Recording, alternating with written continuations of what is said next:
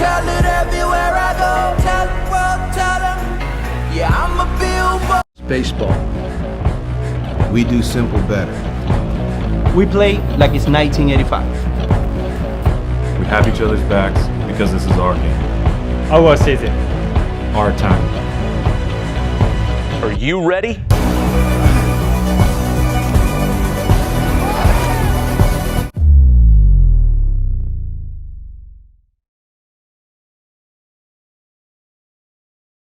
What up, everybody? This your boy D Mastermind, and I'm coming to you with another video on MLB The Show 21 again. And today we're going to be going over my first episode of my Angels franchise. We already brought you guys the Tampa Bay Rays franchise. We're still going to be continuing that franchise, but today I wanted to start my Angel franchise as well. At first, I wasn't really going to do one on the Angels because I had started one previously before I got these updated rosters. But then, right in rosters, the group of guys came out with another updated roster set, and I decided to just start the franchise over and bring you guys a different type of field franchise than what I'm going to do at the Tampa Bay Rays. The Tampa Bay Rays are a limited franchise. They have like a third of the budget almost that the Angels have, or like half of the budget that the Angels have.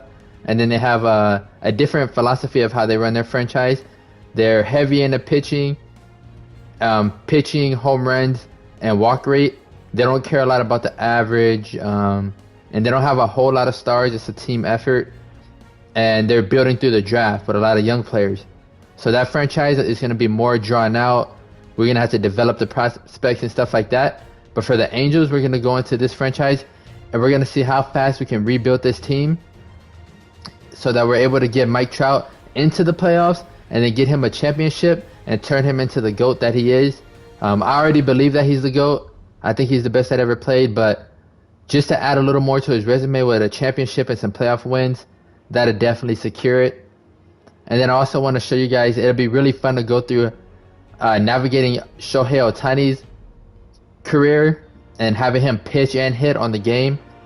The game wasn't really designed very well for him to be able to do what he does in real life, because who could have predicted that he's able to pitch to a under 3 ERA tune, be a heavy strikeout pitcher, one of the top strikeout pitchers in the game, lead the league in home runs up to this point, lead the league in extra base hits, 40 RBIs, 7 steals. I mean, he does everything. He's on track to have like a 25 steal year with 40 plus homers, 100 plus RBIs, and still be the top pitcher on the Angels franchise. So we're going to see what we can do with them, see if we can navigate it.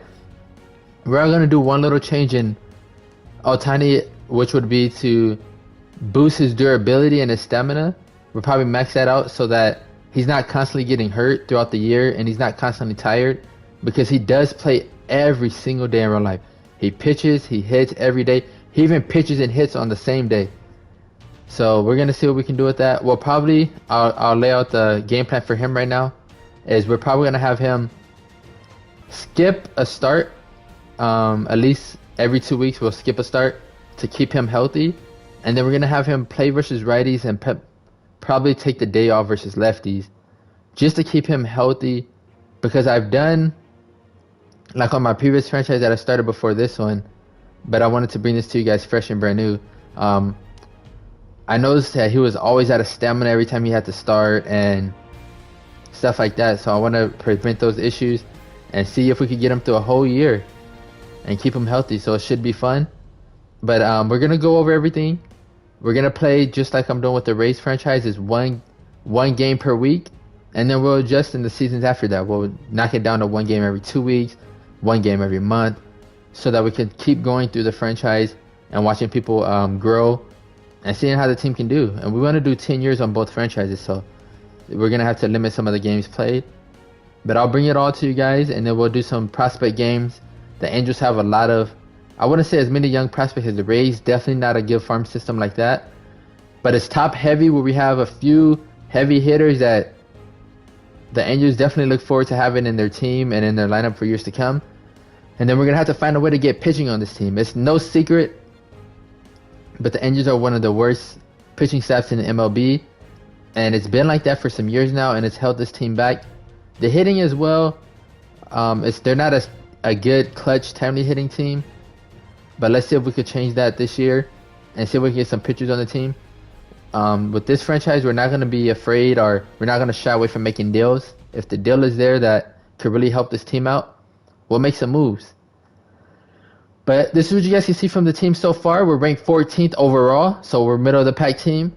That's about same thing in real life. And then we're first in contact, 18th in power, 10th in speed, 17th in defense, and 19th in pitching. And let's go take a look at what the team looks like. So we're going to the lineup first. Leading off, we're going to have David Fletcher, heavy contact guy. Great defender. Look at that defense, 99 and 96. He's going to be, he has a big deal with us, so he's locked into us until 2025, all the way till 2026. I think it's a pretty team-friendly deal because he gets on base, he sets the tone, and he's great on defense. Great, I mean great on defense. Then this spot right here is going to be a Shohei Otani spot. He'll be batting second in the lineup. As you guys can see right here with his stats, he has maxed out power, pretty good contact. He has the bomber quirk, which means he's going to excel at hitting home runs. He has great speed. And then his defense, since no one's really seen his defense yet, the game really has him as a poor defender. But you'll see him sometimes stay in the game in the outfield, as Joe Madden and the Angels do in real life. If he starts the game and he gets knocked out at the 6th or 7th inning, we'll give up our DH spot so that he can stay into the game. We'll plug him into the outfield. Did such a great job. We got the GOAT himself, Mike Trout. Look at those hitting stats, 99 overall. We'll see how we can boost his career as well. Then we have Anthony, 22 bags, Rendon. Man, I love this guy. Cool player, so relaxed at the plate. I've never seen anybody play the game like him. The way he's just chilling at the plate, so relaxed. Even in the field, this guy just does it every day. Like, he's just out there doing a regular job. He's never too up or down. And he has a big deal with the Angels. Whew, man, look at that contract. But he's on the team till 2027. And look at that cap hit in 2026. He's going to be getting paid more than Trout. Yeah, he gets paid more than Trout. And then we have Jared Walsh right here. I look forward to locking him into a big deal eventually. Look at that contact and that power versus righties. Hopefully he can continue to go versus lefties. But he's a big part of our future. Then we have Justin Upton. He's a placeholder. He still has some value as a power hitter. Doesn't make enough contact. His fielding is horrific.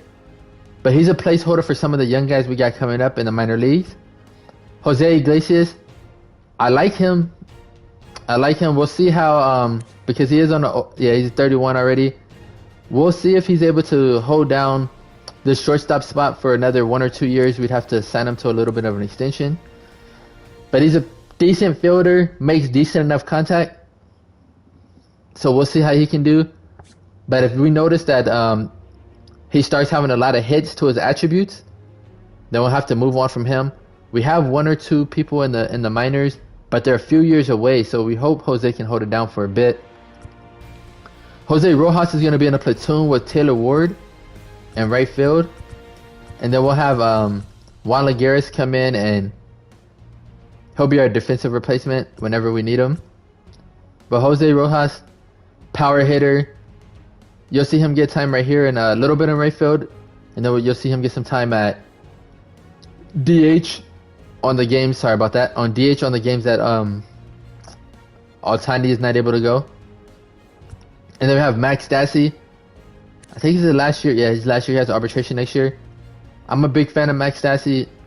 He's a great fielder, as you can see. 94 fielding, 99 reaction.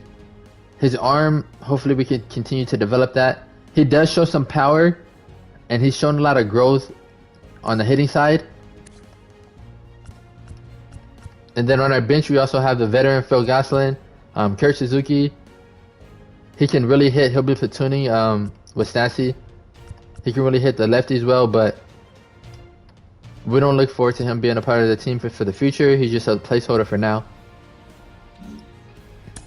And then we'll go into the pitching staff. We got Dylan Bundy. He's on the last year of his deal, as well as Andrew Heaney. So hopefully one of these two guys can step up so we can sign one of them to an extension if they're not asking for too much. Then we got Otani in the 3 spot. Griffin Canning, a young pitcher, still has some potential. Jose Quintana. And then Alex Cobb. It shows he's in a relief spot, but he's actually going to be our 6th pitcher. Since the game doesn't allow 6 starting pitchers, what we're going to do is have Alex Cobb start on the days every 2 weeks that Otani doesn't start. So Alex Cobb will get a lot of starts. He's primarily a sinker ball pitcher. And then Griffin Canning, we look for him to develop. He's a big potential player. He really doesn't have that much time in the major leagues. He really has a lot of room to grow. And he already has a gold glove. Then we have a lot of funky arms in our bullpen. We have Steve Cechek. Under Armour, we have Alex Claudio, a really sidearm, off delivery type player with a lot of break. Then we acquired Hunter Strickland from the Rays. Mike Myers, I believe it's pronounced Myers. Cutter fastball pitcher. He has arbitration next year, so hopefully he can continue to develop, and we'll try to hold on to him.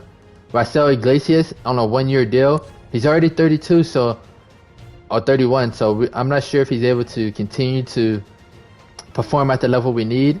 But if you have a great year this year, we'll look to bring him back on a 2 or 3 year deal, because our bullpen is pretty thin. And then we have a 35-year-old Tony Watson in our left-handed setup relief spot. But as you can see, this bullpen is not that great. I mean, not a lot of guys to really depend on besides Raisel Iglesias. And we'll see what Mike Myers can do. And then now we're going to go through and just highlight a couple of the players through the minors that you should keep an eye out on. So for our AAA team, definitely we have Brandon Marsh right here. That's a top 100 prospect. He's a really speedy outfielder that has shown the ability to really have a contact and real compact swing. And then he's a great defender out there.